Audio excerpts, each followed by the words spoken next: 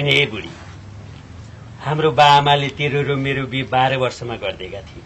14 वर्षमा त तैँले छोरो पाइसकेकी थिइस्। अहिले त्यही छोरो 24-25 वर्षको लबरदङ्गे भइसक्यो। बाबु बिहे गर्न भन्छु मान्दैन, बिहे गर्न भन्छु मान्दैन। एकचोटि तैँले राम्ररी सम्झान, अनि पो मान्छ कि।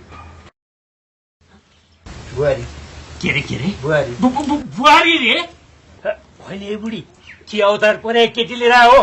हामी त साग खान्छौँ, यी नानी त साग त आँखाको यस्तोमा लाउँछन् कि क्या हो? यहाँ त हरियो पो छ त। यस्तो अवतार सकेको मान्छे लिएर आउनु कि मेरो घर चिडिया घर हो गरा? गइहाल्यो त।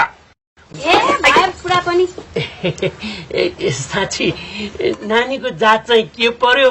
आफू त परम्परागत मान्छे परियो बा। के थरको नानी?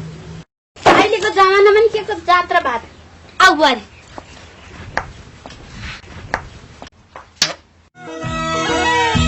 आज यही घरमा भित्र्याई तिमलाई लोग्ने नै बनेर